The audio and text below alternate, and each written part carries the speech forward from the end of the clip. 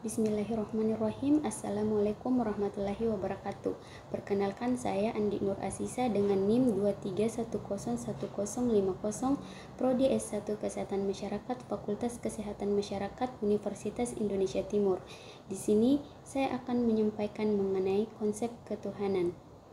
Dalam sejarah peradaban Yunani tercatat bahwa pengkajian dan kontemplasi tentang eksistensi Tuhan menempati tempat yang khusus dalam bidang pemikiran filsafat. Contoh yang paling nyata dari usia kajian filosofis tentang eksistensi Tuhan dapat dilihat bagaimana filosof Aristoteles menggunakan gerak-gerak yang nampak di alam dalam membuktikan adanya penggerak yang tak terlihat atau wujud Tuhan.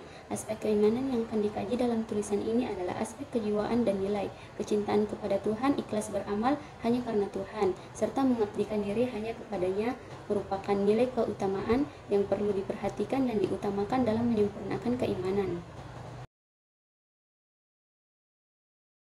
Sejarah pemikiran manusia tentang Tuhan. Yang pertama, pemikiran Barat.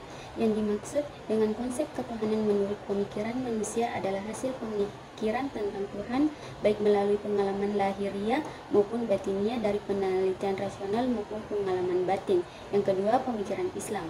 Pemikiran tentang Tuhan dalam Islam melahirkan ilmu kalam, ilmu tauhid atau ilmu usuluddin di kalangan umat Islam setelah wafatnya Nabi Muhammad SAW. Aliran-aliran tersebut ada yang bersifat liberal, tradisional, dan ada aliran di antara keduanya. Cara mudah mengenal Tuhan. Untuk mengenal Tuhan terdapat berbagai macam cara dan metode yang telah dijelaskan dalam buku-buku filsafat dan kalam, juga dalam hadis-hadis Rasulullah SAW serta dalam kitab-kitab samawi. Yang pertama, tanda-tanda yang jelas. Yang kedua, kemustahilan teori tasalul. Yang ketiga, pembuktian atas wujud Tuhan. Dan yang keempat, argumentasi Quran.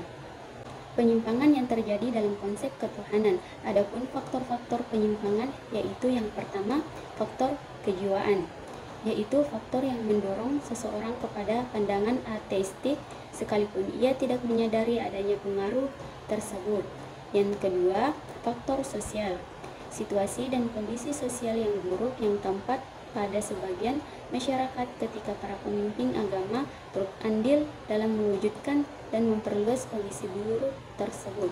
Yang ketiga, faktor pemikiran. Maksud dari faktor pemikiran di sini adalah berbagai dugaan dan keraguan yang terbesit di benak seseorang atau ia dengar dari orang lain. Beberapa keraguan atas konsep ketuhanan. Di antara keraguan-keraguan yang dilontarkan seputar keimanan kepada Tuhan adalah bagaimana mungkin kita beriman kepada realitas yang tak dapat diindra, yang kita tidak mungkin mengetahuinya dengan perantara indra. Jawaban atas keraguan tersebut ialah bahwa pengetahuan-pengetahuan indrawi bisa diperoleh hanya dengan adanya hubungan antara anggota-anggota badan dengan materi. Masing-masing indera kita dapat mengetahui fenomena-fenomena materi yang sesuai dengan kodrat indera itu sendiri dan di bawah syarat-syarat tertentu. Sebagaimana kita yakin bahwa mata kita tidak mungkin dapat melihat suara dan telinga kita tidak mungkin dapat menangkap warna. Begitu pula kita harus mengerti bahwa indera kita tidak akan mampu mengetahui seluruh makhluk yang ada di alam ini.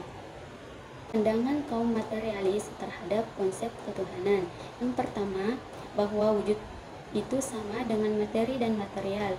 Sesuatu itu dianggap ada apabila ia berupa materi yang memiliki bentuk dan meliputi 3 dimensi, panjang, lebar, dan padat, atau meliputi tipologi materi sehingga ia disifati dengan kuantitas dan dapat dibagi.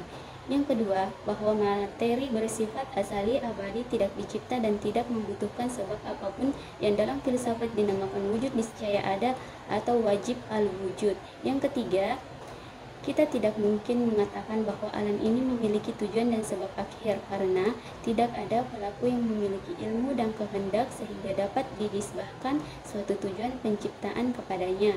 Yang keempat, sesungguhnya fenomena alam atau bukan materi utamanya muncul akibat adanya perpindahan pada atom-atom materi dan adanya interaksi antara satu dengan lainnya. Tauhid kepada Tuhan. Tauhid secara bahasa berasal dari kata wahada yuwahidu yang artinya menjadikan sesuatu satu atau esa atau tunggal atau esa menganggap sesuatu esa. Tauhid dengan lisan belaka tidaklah cukup karena ia mempunyai konsekuensi yang harus ditunaikan. Para ulama menegaskan bahwa mengisahkan Allah dengan meninggalkan perbuatan syirik, baik kecil maupun besar. Di antara konsekuensi pengucapan kalimat tauhid itu adalah mengetahui kandungan maknanya, kemudian mengaplikasikannya dalam kehidupan sehari-hari. Allah berfirman, "Maka ketahuilah bahwa tidak ada Tuhan selain melainkan Allah."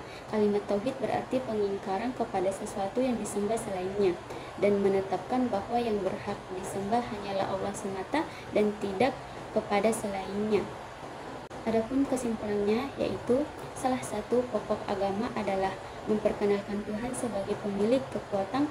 Kepercayaan kepada Tuhan inilah yang kemudian menuntun sebuah perilaku manusia yang membentuk sistem nilai. Konsep ketuhanan dalam Islam tidak menafikan potensi rasionalitas manusia. Sebaiknya mendorong penerimaan secara metodologis dan logis. Filsafat ketuhanan dalam Islam menempati disiplin ilmu tersendiri yang disebut ilmu kalam, yaitu ilmu yang membahas soal-soal keyakinan terhadap Tuhan.